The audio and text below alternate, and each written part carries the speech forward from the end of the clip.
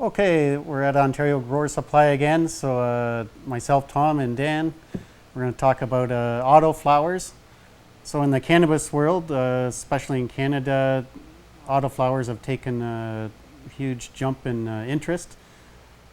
Autoflowers are basically plants or seeds that will grow regardless of the length of day and the length of the night. So most cannabis growers know that they need at least 12 hours of darkness for a plant to flower and provide their fruit and buds, but autoflowers will do that regardless. So it's kind of a new thing. It's introducing ruderalis strains to typical cannabis strains. Why people like them, I guess it's easy to grow. It's a no-brainer. You can use them in pretty much any room. You don't have to worry about the photo period. So Dan's going to talk a little bit more about the how these autoflowers have developed. So essentially, there's 3 different types of cannabis out there. There would be sativa, indica, and ruderalis. Everybody is pretty much familiar with the indicas and the sativas, but not really with the ruderalis. And what happened with the ruderalis is it was a cannabis plant that was in the north, and because of the shorter days and then the long days in the summer, it couldn't flower out naturally. So what happened is that it evolved to flower just naturally without, it's not dependent of the sun essentially. So you can flower it under a 24-hour period of light, and you don't need to cut the light down to a 12-12 cycle for it to start flowering.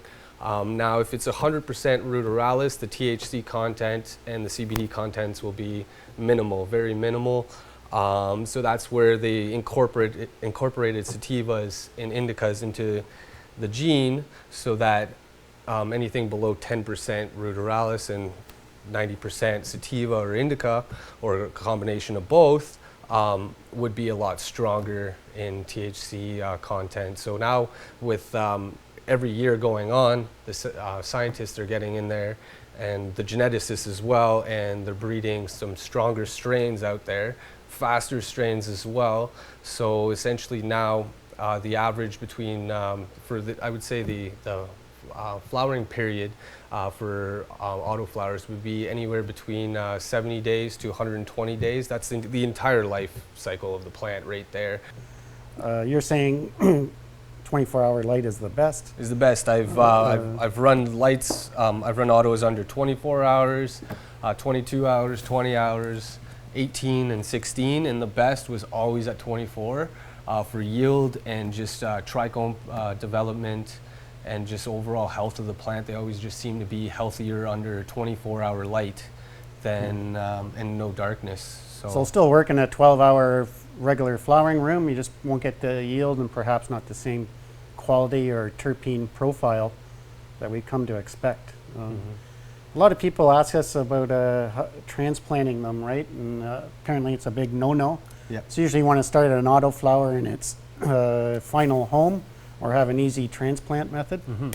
If you can, and this is the way that I do it here. We have these cow pots here. So once I get my seed germinated and I have the tail, I'll put some moist soil in here and just put it gently in there and go to my final pot and then transplant that. So it'll act like you're transplanting the plant without harming the roots or damaging the plant at all.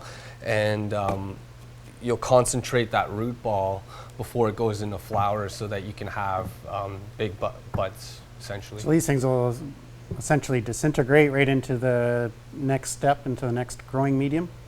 And that way you don't have to handle or disturb the root zone. Some people have tried to grow autos hydroponically. I know you have, but I guess the issue is it takes a longer time for a taproot to hit the bottom of the pot, and for it to sense that it's either root bound to start flowering. So you'll have a plant essentially in veg for about 4 months. That's what happened to me. So probably not a good idea to do it in deep water culture, but I wonder about 4-inch rockwool cubes or in short growing mediums like that. Would that cause them to stay short because they'd hit the trays or the systems that much quicker, right? For sure, yeah. So ebb and flow, like flood to drain, would be perfect for that. You'd have a big nug, for sure. Yeah, but that's fine. Yeah. But the most popular way would probably still being in a soil or soilless growing medium, and cocoa is pretty popular as well. Cocoa is really popular these days. The only thing is, if you were to run cocoa, I really suggest to run CalMag, since it's calcium and magnesium deficient, right from the start. So if you were to start your seeds, quarter strength on your CalMag in cocoa to start them going, or get them started.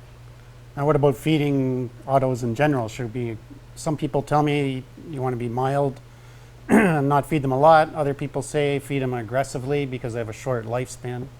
I personally don't feed my autos till they're at the 3rd node, and then that's when I incorporate a nutrient into them, preferably a 3rd strength to start, just to get them used to that Ease nutrient. them into it. As soon as I see the pre-flowers on the autos, I still give them the veg nutrient until it's out of pre-flower, and then I hit them with the bloom nutrients, just to induce bigger buds, right? And the thing about autos is when they do transition, they still require a lot of nitrogen, so it's not a good idea to switch over to a bloom nutrient right off the bat as soon as you see two hairs. So just keep going with the nitrogen in your grow nutrient. Cool. Now, can you just leave them on their own, or is training these things or trying to influence how they grow recommended? Training is definitely a good idea. It's definitely recommended in my opinion. You'll definitely maximize your yield that way. Versus if you weren't to train an auto, it'll just grow in a typical Christmas tree shape, which you'll lose a lot of the light intensity, especially if you're growing indoors on your main cola. So you kind of want to pull that back with either some plant tie or something like that, and just encourage the side growth to come up and tie the top growth. And then that way you just increase your yields, and the overall health of the plant will be able to get more airflow through the plant, so you'll have less risk of developing mold or even pathogens that way. So Cool. What are some good sources for autoflower seeds?